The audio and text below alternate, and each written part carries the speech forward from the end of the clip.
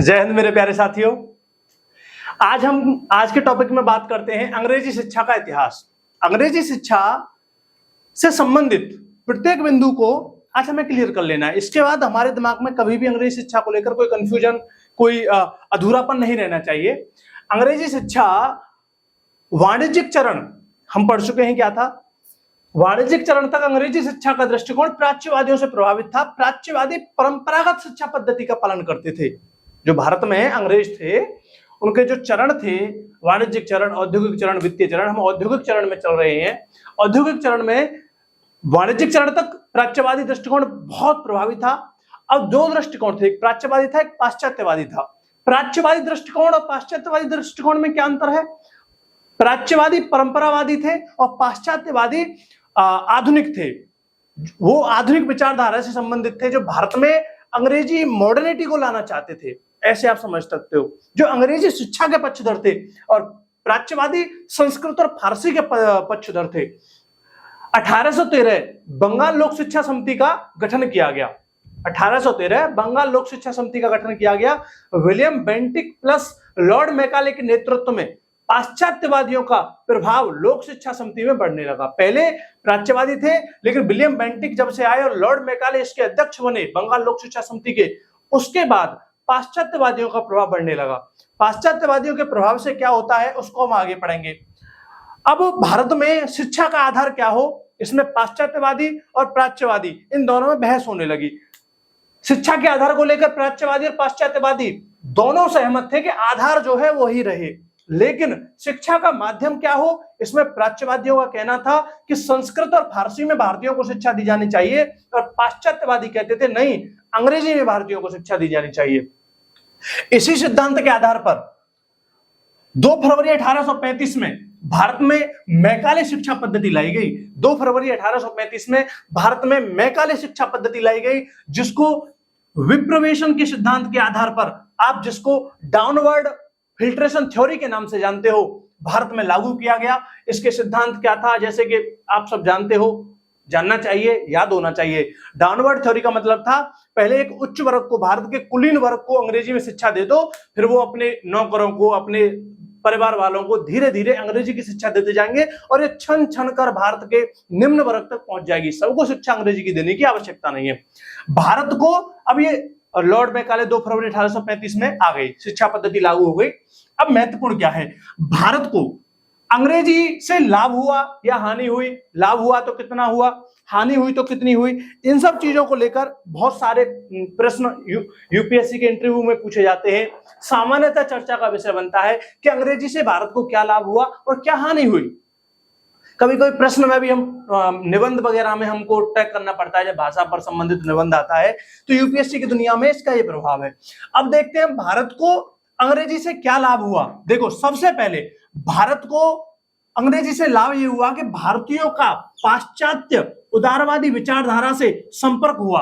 अब पाश्चात्य उदारवादी विचारधारा से संपर्क होने के बाद भारत को लाभ ये हुआ कि आधुनिक राष्ट्रवाद को प्रोत्साहन मिला। आधुनिक राष्ट्रवाद को प्रोत्साहन मिला। नंबर 2 पर लाभ होता है 1990 के बाद कंप्यूटर सॉफ्टवेयर की दुनिया में जो भारत ने क्रांति की, वो अंग्रेजी शिक्षा का ज्ञान होने के कारण ही संभव थी। बिना अंग्रेजी शिक्षा के सॉफ्टवेयर का जो भारत गढ़ बना हुआ है, जो बैंक बना हुआ है, वो नहीं हो पाता।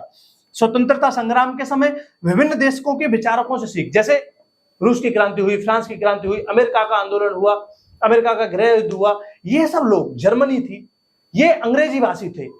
इनके जो विचार थे, प्लेटो, अरस्तु, मेगास्थनीज वगैरह वगैरह, इनके विचारों को अगर भारतीयों को पढ़कर चेतना जागृत करनी थी तो उन्हें अंग्रेजी आना बहुत जरूरी थी। अंग्रेजी आई तभी उन विचारकों को पढ़ा, और विचारकों को सुभाष चंद्र बोस ने पढ़ा, चंद्रशेखर आजाद ने पढ़ा, और महात्मा गांधी जी ने पढ़ा, नेहरू जी ने पढ़ा, और सरदार वल्लभ भाई पटेल ने पढ़ा। ऐसे अनेक क्रांतिकारी वीरों ने पढ़ पढ़कर और चीजें सीखी, और फिर अंग्रेजों के विरोध में सारी मिथक, सारी अवधारणाएं गलत साबित कर दी। ये शिक्षा है। शिक्षा के बारे में कहा भी जाता है, शिक्षा जैसे कि भाषा, अंग्रेजी भाषा लाई गई। शिक्षा तो हम थे ही, शिक्षित भी थे। भाषा संदेशों का आदान प्रदान करने का एक माध्यम होती है। वो संदेश जो पाश्चात्य के विरोध में पाश्चात्य लड़ रहा था, कैसे लड़ रहा था? जैसे कि अंग्रेज हमारे लिए एक गोरे चिट्टे भूत के जैसे थे। ठीक है, भूत है, अजीब तरीके उनके नेम, अजीब तरीके की उनकी पाबंदियां, अजीब तरीके का उनका अनुशासन हम लोगों ने कभी नहीं देखा था। अब वो कितने गलत है, कितने सही है, कितनी उनके अंदर ताकत है। गोली, भारत ने कभी बंदूक नहीं देखी थी तो बड़ा डर रहता था, लेकिन जब द्वितीय युद्ध हुआ, द्वितीय विश्व युद्ध हुआ, प्रथम विश्व युद्ध हुआ, उसमें अंग्रेजों की हार देखी, देश के विभिन्न विश्व के विचारकों को देखा, उनको पढ़ा, सुना, समझा, तो उससे पता चला कि अंग्रेज कोई तोफ नहीं है, अंग्रेज भी हमारे जैसे ही इंसान है, इनको भी हराया जा सकता है, इनसे भी जीता जा सकता है, इनको भी भगाया जा सकता है। और भारत के स्वतंत्रता सेनानियों ने, भारत के आंदोलनकारियों ने, वीरों ने, महापुरुषों ने भगाया, और उसके लिए अंग्रेजी सीखनी पड़ी तो सीखी, लेकिन आज अंग्रेजी को अपनी मां बना लिया है। अंग्रेजी भाषा है, मां हिंदी है, मां भारत की और लोक भाषाएं हैं। भारत की हजारों भाषाएं जो भारत में बोली जा रही हैं, उनसे प्यार कीजिए। अंग्रेजी जैसे हमारे स्वतंत्रता सेनानियों ने एक साधन के रूप में अंग्रेजों के विरोध में प्रयोग की, ऐसे ही अंग्रेजी को आज केवल एक साधन के रूप में प्रयोग करने की आवश्यकता है। और अपनी भाषा हिंदी, अपनी भाषा हरियाणवी, पंजाबी, तमिल, तेलुगु, मलयालम, इन सबको, कश्मीरी, अपने अंदर एब्जॉर्ब करने की जरूरत है। आज वो समय नहीं है। स्वतंत्रता के पश्चात भी अंग्रेजी से बहुत लाभ हुआ है, विभिन्न देशों के साथ संपर्क हुए, ग्लोबलाइजेशन का समय हुआ 1991 के बाद, उसमें अंग्रेजी का बहुत बड़ा योगदान था। आज विश्व में जा की चीजों को सीख के आना, उन सब पर इंप्लीमेंट करना बहुत ज्यादा जरूरी था, लेकिन आज समय बदल रहा है। ये उस समय की बात है, हमको क्या लाभ हुआ, अंग्रेजी से हानि क्या हुई। भारत में लोक शिक्षा दुष्प्रभावित हुई। भारत में जो राज्य स्तर पर शिक्षा थी, क्षेत्रीय स्तर पर जो शिक्षा थी, जो आत्मा का ज्ञान था, जो एक स्पिरिचुअलिटी, जो नेचुरल ज्ञान था, वो मर गया। विकास दिव्यकीर्ति सर ने बताया है, आप उनकी वीडियो 14 सितंबर वाली देखिए, उन्होंने बताया कि भाषा किस प्रकार काम करती है, भाषा किस प्रकार बच्चे के पतन का काम करती है, भाषा ही किस प्रकार एक बच्चे को कीचड़ से उठाकर स्वर्ग का दान देती है, एक विभूति बना देती है।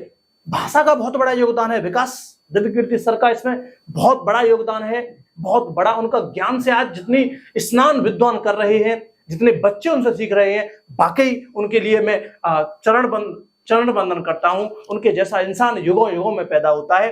भारत का इंडिया एवं भारत के रूप में विभाजन इंग्लिश के आधार पर हुआ। अंग्रेजों ने इंग्लिश जब पढ़ाना शुरू किया, तभी से एक ऐसे वर्ग का प्रादुर्भाव हुआ जो अपने आप को इंडियन कहने लगे। संस्कृत और हिंदी और फारसी में भारतीय कहा गया, लेकिन जब 1835 के बाद 2 फरवरी के बाद मेघालय शिक्षा पद्धति लागू हुई, भारतीय लोग अंग्रेजी पढ़ना सीख गए, तो एक वर्ग बनता है जो इंडियन खुद को कहता है। अब आप समझ गए होंगे आज के वर्तमान दौर का जो भारत नाम को, इंडिया नाम को लेकर द्वंद्व चल रहा है कि इंडिया हमारा नहीं है। इंडिया तब से आया जब मेघालय पद्धति चालू हुई, जब अंग्रेजी शिक्षा चालू हुई, तो क्या हर्ज है इंडिया को छोड़ देने में। हमारा भारत अपना है, हम भारतीय हैं, हमें अंग्रेजी से प्रॉब्लम नहीं है, लेकिन एक India that is Bharat, what is this, Bharat that is India होना चाहिए। भारत है हम, जो कि इंडिया भी है, ये समझने की जरूरत है। आजादी से पूर्व मौलिक सोच इंग्लैंड में बनती थी, जो भारत को लेकर इंफ्रास्ट्रक्चर है, भारत के लेकर नीतियां हैं, वो सब अंग्रेजी, इंग्लिश में और इंग्लैंड में बनती थी। भारत केवल नकल करने के लिए मजबूर था। तो ये हमारी पूरी अंग्रेजी शिक्षा पद्धति का इतिहास है, कैसे कैसे आया, क्या हुआ, कब से हुआ। आगे हम पढ़ते रहेंगे, बढ़ते रहेंगे। जय हिंद प्यारे दोस्तों।